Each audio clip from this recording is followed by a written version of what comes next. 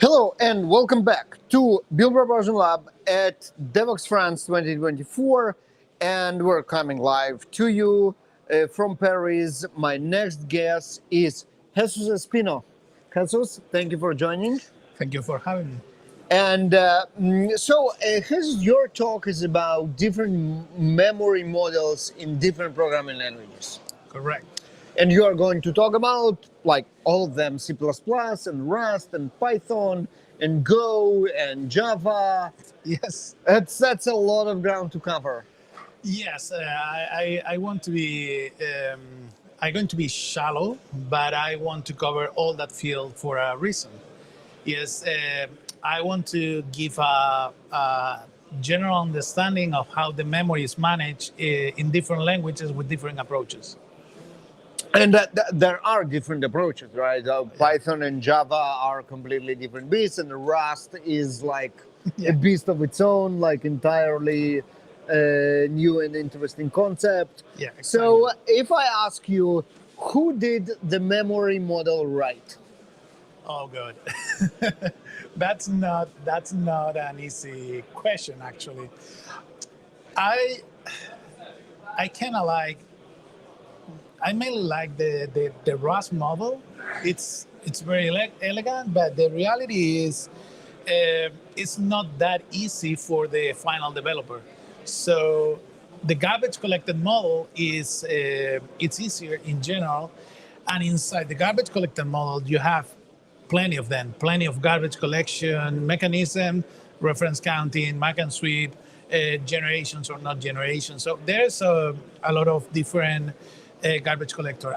Actually, another language that I have done an amazing job is Java because have different garbage collector. You can plug different garbage collector and you can have in certain scenario things like a garbage collector that doesn't have a stop the world phase and things like that. So it's I think there's a lot of very outstanding engineers developing this kind of software, and it's hard to say who is doing the best. So Yeah, so I guess that the whole idea that we have different concepts is because we have different languages for different purposes and they behave differently.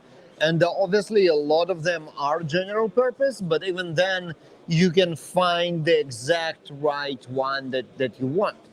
Right now, Go is also very interesting because Go was originally developed as a language that should fix the problems with both C++ and Java back, 15 years ago when it was written in Google.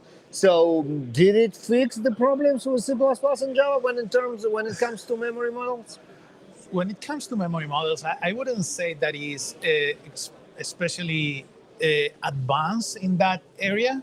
The Go garbage collector is a mark and sweep garbage collector that is a good model, is a very good model. But for example, the Go garbage collector doesn't have generations, what is a performance improvement, and Java, for example, have it, and a lot of other languages have it. So I think the value proposition of Go, it's beyond the memory model itself. The memory model itself is doing a great job there, but it's not necessarily state of the art garbage collection. Interesting. So we have Java, in which, as we all know, especially in Devoxx, which is like a Java conference, we know about its memory model and the generational garbage collectors that you can plug different ones based on your needs. Do you have more heap? Do you have less heap? Do you prefer more throughput? Do you prefer more latency? And then you have all those options. And then we have languages like C++ and Rust, which don't have garbage collection at all. And I guess for a lot of developers, this kind of language is a challenge of itself because we are not used to manage memory. Yep. Right. So for us, everything is just happens automatically. Memory is allocated. Memory is then reclaimed. Now, if I was starting writing in Rust, um, what would be your advice for me as a Java developer to pay attention when it comes to memory model?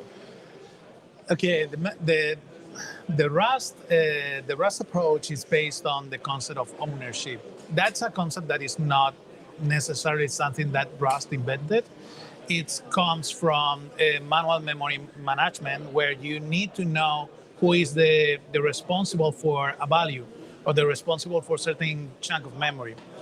So Rust, what it's doing is bringing that to the syntax of the language and defining that in a way that you say, hey, this chunk of memory belongs to this function.